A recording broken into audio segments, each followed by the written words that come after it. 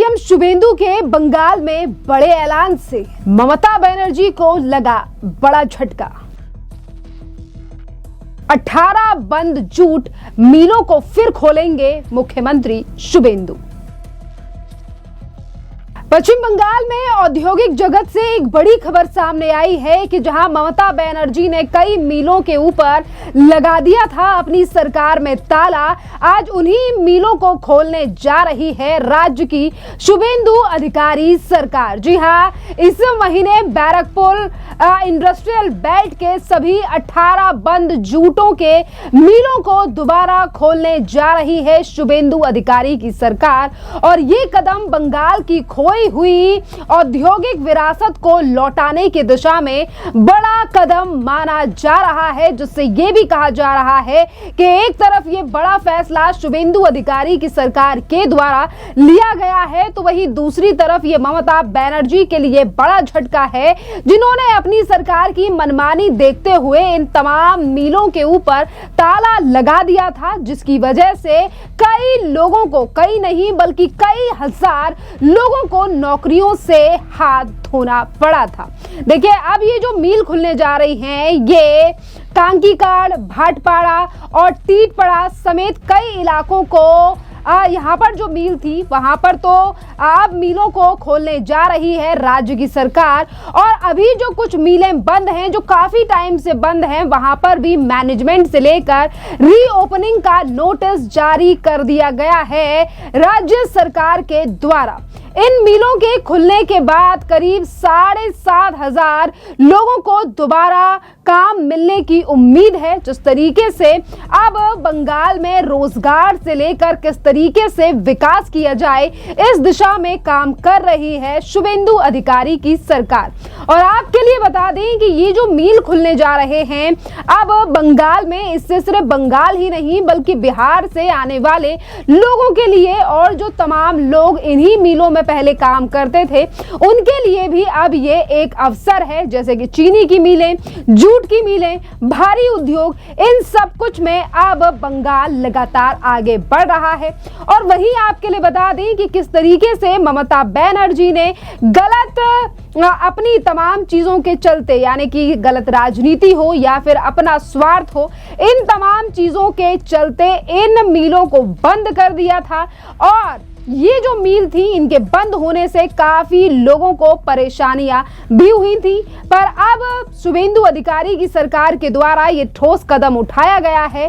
और इसी के साथ साथ ये भी कहा जा रहा है कि भाजपा आने के बाद बंगाल में बदलाव दिख रहे हैं। और ये हम नहीं कह रहे हैं बल्कि बकायदा अब सोशल मीडिया के माध्यम से जनता की बातें सामने आ रही हैं, जब से शुभेंदु अधिकारी सरकार ने एक के बाद एक फैसला लेना शुरू किया है बंगाल में इन 2 महीनों के भीतर, क्योंकि सरकार को अभी ज्यादा समय नहीं हुआ है। इसी के साथ साथ राज्य के श्रम मंत्री अर्जुन सिंह का भी बयान सामने आया और उन्होंने बताया है कि अभी तक यहाँ पर, यानी कि इस इलाके में जहाँ पर मिलें खोली जा रही हैं, यहाँ पर 62 बड़ी मिलें थी और अब सिर्फ 58 मिलें ही हैं। टीएमसी के शासन में कई बड़ी मिलें बंद हो गई थी।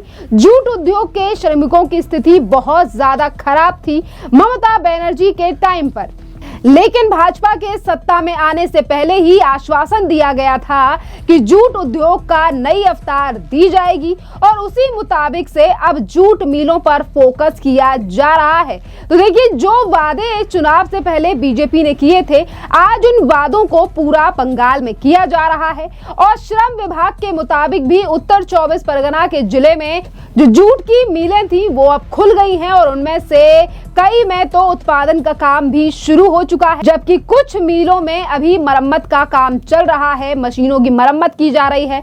मिलों को खोलने के लिए श्रम विभाग की ओर से भी लगातार मिलों का दौरा और जायजा किया जा रहा है कि किस मिल में कितनी जरूरत है, कहां पर कितनी मशीनें खराब हैं। और इसीलिए श्रम विभाग के जो अधिकारी हैं वो लगातार इन मिलों का चक्कर लगा रहे हैं और देख रहे हैं कि काम किस स्पीड से और रफ्तार से इन जगहों पर चल रहा है। तो देखिए, बंगाल में एक के बाद एक बड़ा फैसला, जिससे जनता तो खुश है, पर कहीं ना कहीं जो पिछली सरकार थी उसको लेकर भी सवाल उठ रहे हैं कि किस तरीके से ममता बनर्जी ने सिर्फ और सिर्फ बंगाल को लूटने का काम किया। और आज इसीलिए आज जो सरकार के द्वारा, शुभेंदु अधिकारी के द्वारा जो काम आज बंगाल में किए जा रहे हैं वो ममता बनर्जी के लिए इसीलिए भी झटका है, क्योंकि आज बंगाल की जनता को समझ आ गया है कि काम वाली सरकार क्या है और राजनीति और सिर्फ अपने तुष्टीकरण के लिए सत्ता में आने वाली सरकार कैसे काम करती है। इसी के साथ साथ बंगाल में हो रहे तमाम काम, चाहे फिर वो महिलाओं के लिए अन्नपूर्णा योजना हो या तमाम और फैसले हों, जिस पर और भी जानकारी दी गई है राज्य के मुख्यमंत्री शुभेंदु अधिकारी के द्वारा। सुनिए क्या कुछ कह रहे हैं मुख्यमंत्री। আগে তো কর্মী, তারপর বিজেপি কর্মী, বাকি দায়িত্ব দিয়েছিল দুটো সাংগঠনিক জেলায় পার্টির কর্মীদের সঙ্গে নেতৃত্বের সঙ্গে মিট করতে এবং নবগঠিত কোর কমিটির সঙ্গে মিটিং করতে। যেহেতু লোকসভা বিধানসভা ভোটের পরে আমার নন্দীগ্রাম থানা সার্বিকভাবে কর্মীদের সঙ্গে মিট হয়, তাই এখানে 1000 জন নির্বাচিত প্রতিনিধি, মন্ডল সভাপতি, মোর্চার নেতৃত্বের সঙ্গে একটা মিটিং হলো 2 ঘন্টা। তারপরে আমরা ঘন্টাখানিক বসেছিলাম আমাদের নবগঠিত রাজ্য সভাপতি অনুমোদিত কোর কমিটির সঙ্গে একটা কয়েকটা বিন্দু নিয়ে তাতে আমি কিছু বিষয় বলেছি আর আমাদের প্রদেশ থেকে যিনি এসেছেন সাধারণ সম্পাদক সাংসদ জ্যোতিপ্রসাদ মাহাতো, দলীয় কিছু নির্দেশিকা সবাইকে মুক্তি দিয়েছে।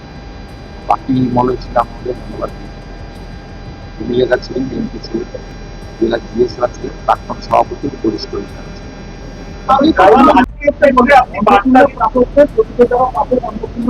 ভিতরে কি বলেছে আপনাকে বলবো, কাউকে চিন্তা করার কোনো কারণ নেই। 500 টাকা লক্ষ্মী ভান্ডার দিতে গিয়ে 9 মাস লাগিয়ে দিয়েছে, 1,20,00,000 লোককে তো 1.5 মাসে দিয়ে দিচ্ছে। বাকি যারা যোগ্য তারা পাবেন, অযোগ্য থাকলে বেরিয়ে যাবেন। ভেরিফিকেশন 30-8 অব্দি চলবে। প্রত্যেকটা বিধানসভায় গড়ে 35 থেকে 40,000 মহিলারা পেয়েছেন, তারা আমাদের ধন্যবাদ দিচ্ছেন, মোদীজির নামে জয়ধ্বনি হচ্ছে। বাকি যদি প্রয়োজন হয় আরো 2,000, 5,000, 7,000 প্রকৃত প্রাপক থেকে থাকেন পাবেন, নিয়মের মধ্যে পাবেন, নিয়মের মধ্যে পাবেন। সরকারি অর্থনৈতিক স্কিমের প্রত্যেকটা জিনিসের নিয়ম থাকে। আপনার যদি জল জমি না থাকলে আপনি পিএম কিষাণ পাবেন, আপনি যদি বলেন আমাকে পিএম কিষাণ দিতে হবে, প্রত্যেকটা জিনিসের নিয়ম থাকে। বিশ্বকর্মা যোজনা পেতে গেলে হাতের কাজ জানতে হবে। প্রত্যেকটা স্কিমের একটা নিয়ম রয়েছে। আয়ুষ্মান ভারত 70 বছর পেরিয়ে গেলে সবাই পাবে, বাকিরা যারা এলিজিবল পাবেন প্রায় 70% লোক কভার হয়ে যাচ্ছে। বাকি যে 30% কভার হচ্ছে না তাদের জন্য মুখ্যমন্ত্রী স্বাস্থ্য বীমা চালু হবে, একই সঙ্গে চালু হবে। 16ই আগস্ট সরকারের 100 দিন পূরণ হবে।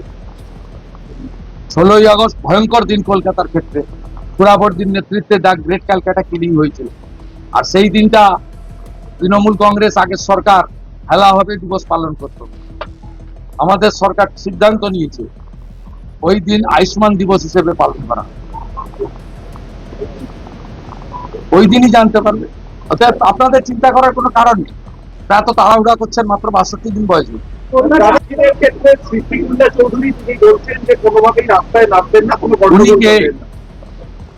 উনি কে আমি জানি, উনি কে? জাতীয় নিরাপত্তা, বিমানবন্দরের নিরাপত্তা অগ্রাধিকার পাবে, এর বাইরে মুখ্যমন্ত্রী কোনো কথা বলবেন।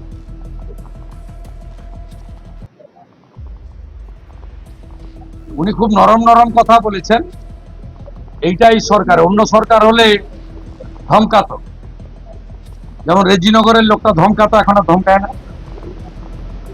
আগের সরকার থাকতো ধমকাতো যে আমাদের ভোটে সরকার করেছে, এখন নরম নরম কথা বলছেন। জাতীয় সুরক্ষা এবং বিমানবন্দরের নিরাপত্তা আগে দেখতে হবে। এই বিমানবন্দরের লোকেশন খুব গুরুত্বপূর্ণ নিরাপত্তার ক্ষেত্রে। চীন, বাংলাদেশ সব কাছে, আন্তর্জাতিক বিমানবন্দর, এইখানে এইভাবে খুলে রাখা যায় না। বাকি ঠিক আছে, আমরা তো ধর্ম পালনে কাউকে বাধা দিইনি। ওরা তো বলেছিল যে বিজেপি এলে মুসলমানদের তাড়িয়ে দেবে, নামাজ পড়তে পারবে না। তা বকরি ঈদও করেছেন, পশু হত্যা আইন মেনে করেছেন, অসুবিধা নেই। মহরমেও বেরিয়েছিলেন অস্ত্র বাড়িতে রেখে, কোনো অসুবিধা নেই। ভদ্র থাকবেন, আইন মেনে চলবেন, ডিজে থেকে দূরে থাকবেন, নিজের ধর্ম নিজে পালন করবেন, অন্যর কানে গিয়ে ফুফু করার দরকার নেই। সব ঠিক চলবে, সুন্দর চলবে। আর ভোট না নাড়ালে হবে না, আমরা লক্ষ্য রাখছি। आपने शुभेंदु अधिकारी का बयान सुना। उन्होंने बंगाली भाषा में तमाम चीजें कही हैं और बंगाल में हो रही स्कीम्स और योजनाओं के बारे में बताया है कि कैसे जनता के लिए और बंगाल को आगे ले जाने के लिए ये सरकार लगातार काम कर रही है। खैर, इस पूरे मामले पर अब आपकी भी क्या राय है, आप भी हमें कमेंट कर जरूर बताइए। धन्यवाद।